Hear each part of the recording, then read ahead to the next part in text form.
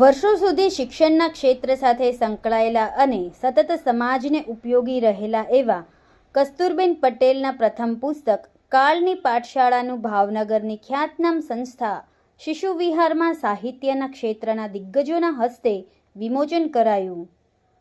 કસ્તુરબેન દ્વારા લિખિત પુસ્તકને મુખ્યમંત્રી ભૂપેન્દ્રભાઈ પટેલ દ્વારા પણ સરાહના કરીને શુભકામનાઓ પાઠવી છે.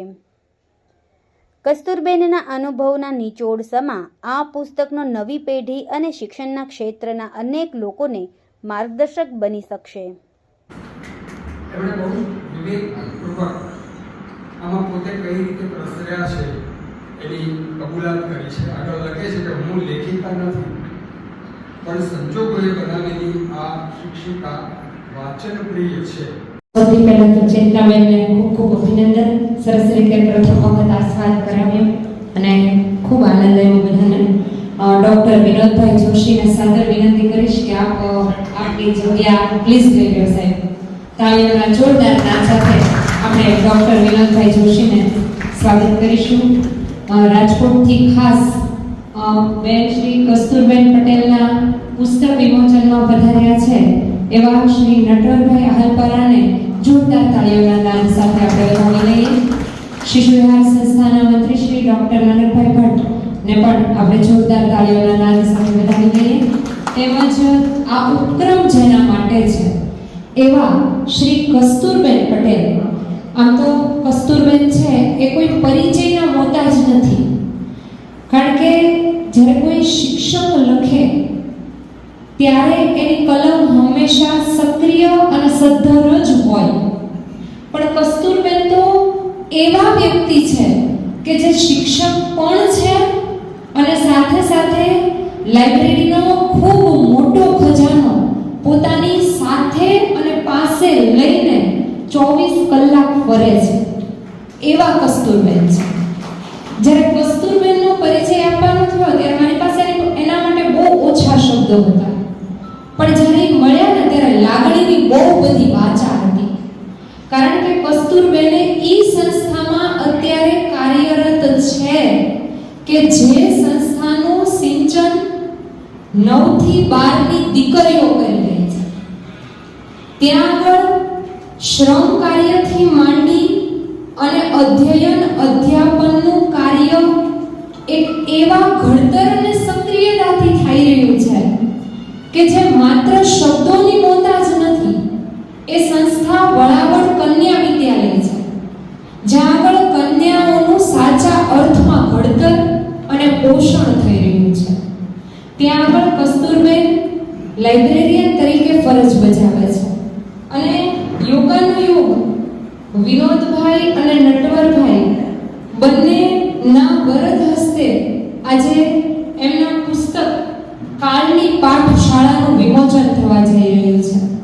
અને એ પણ કેવું, કાળની પાઠશાળા એટલે કોરોનાના સમયમાં અને એ સમયની ઝાંખી કરાવતું એક પુસ્તક છે એ રચાયું. અને એવા પુસ્તકનું વિમોચન આપણે કરીએ એ પહેલા હું શ્રી નાનકભાઈ, નટવરભાઈ અને ડૉક્ટર વિનોદભાઈ જોશીને સાદર વિનંતી કરીશ કે એમને બેન શ્રી કસ્તુરબેન પટેલને અભિવાદન કરીએ અને એમને સન્માનિત કરીએ. જોરદાર તાળીઓના નાદ સાથે આપણે એમને વધાવીએ, એમનું સ્વાગત કરીએ.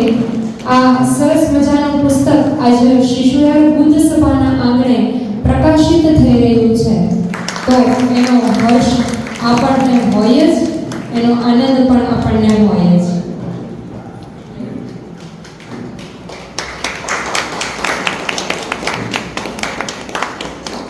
એક શિક્ષિકા સન્નારી કર્તવ્યનિષ્ઠ કલમથી સર્જાયેલ અને મહાનુભાવોની ચિંતન કણિકાઓથી તરબતર એવું આ સર્જન થોડી જ ક્ષણોમાં પુસ્તક વિમોચન સ્વરૂપે આપની સમક્ષ આવશે. હવે આ શબ્દને જે કલમરૂપી દેહથી આકારી છે એવા કસ્તુરબેન, નટવરભાઈ આહલપરા, ડૉક્ટર વિનોદભાઈ જોશી, શ્રી નાનકભાઈ ભટ્ટ, આ બધાને આપણે વિનંતી કરીએ કે અત્રેથી પુસ્તકનું વિમોચન કરે. આપણે આ પુસ્તકને તાળીઓના જોરદાર નાદ સાથે વધાવી લઈએ. એક શબ્દ ખીલી રહ્યો છે, એક શબ્દ પ્રસરી રહ્યો છે આ ભાવાવરણમાં. આ શબ્દ આ બેનની કલમથી આપણા સુધી થોડી ક્ષણ બાદ પહોંચશે. આ પુસ્તક વિમોચનને ફરીને જોરદાર તાળીઓના નાદ સાથે આપણે વધાવી લઈએ. આપણને આનંદ છે આ શબ્દ વિસ્તારવાની એક તક વડાવડ કન્યા વિદ્યાલયના પ્રાંગણને મળી અને બેને કાલની પાઠશાળા એવા શીર્ષક તળે આ સુંદર પુસ્તક આલેખિત કર્યું છે. ફરીને એકવાર જોરદાર તાળીઓના નાદ સાથે આ પુસ્તક વિમોચનને આપણે વધાવી લઈએ. ખૂબ ખૂબ આભાર સાહેબ શ્રી નટવરભાઈ, વિનોદભાઈ, નાનકભાઈ, બેન શ્રી કસ્તુરબેનને ખૂબ ખૂબ અભિનંદન અને આભાર. આ પુસ્તક માટે જેણે ખરેખર પ્રેરણા આપી છે, જેના પ્રકાશન, લેખન, સંકલન, માર્ગદર્શન તળે આ પુસ્તક તૈયાર કરવામાં આવ્યું એવા શ્રી નટવરભાઈ આલપરાને સાદર વિનંતી કરીશ કે આપ આ પુસ્તક વિશે વાત કરશો. નટવરભાઈ આલપરા.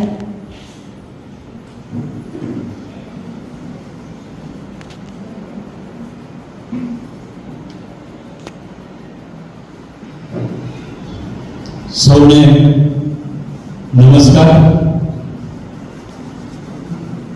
પૂજ્ય માનદાદા, પૂજ્ય તખ્તશ્રી પરમાર સાહેબ અને આજે અમારા હરખમાં વિશેષ ઉમેરો થયો પૂજ્ય વિનોદભાઈ જોશી સાહેબ, બુદ્ધ સભાના સૌ કવિ મિત્રો, આપ સૌને મારા નમન. સૌપ્રથમ નિમિત્ત કેમ બન્યું? આ 2 વર્ષમાં સૌથી પહેલા અનિલભાઈ શ્રીધરાણીના પુસ્તકનું સંપાદન કરવાનું એક કાર્ય સરસ રીતે સંપન્ન થયું. એટલા બધા વડીલોના આશીર્વાદ, પ્રતિભાવ પણ પ્રાપ્ત થયા. એ જ રીતે વિદ્યાર્થીઓના પણ પ્રતિભાવો આ પુસ્તકમાં મૂક્યા છે અને એમની જીવનચર્યા, એમનું જીવન કવન, એમની મધુર સ્મૃતિ પણ આ પુસ્તકમાં મૂકવામાં આવી છે. ફરીવાર હું આદરણીય નાનકભાઈનો, કસ્તુરબેનનો ખૂબ ખૂબ આભાર માનું છું કે મને આ સરસ મજાના કાર્યમાં જોડ્યો. ધન્યવાદ. નમસ્કાર. સમાજ માટે, સત્ય માટે, સત્યપૂર્ણ સમાચાર પ્રસારણ આપના મોબાઈલ પર તરત જ લાઈક કરો, શેર કરો અને સબસ્ક્રાઈબ પણ કરો. અને હા, ઘંટડી વગાડવાનું ન ભૂલશો. આભાર.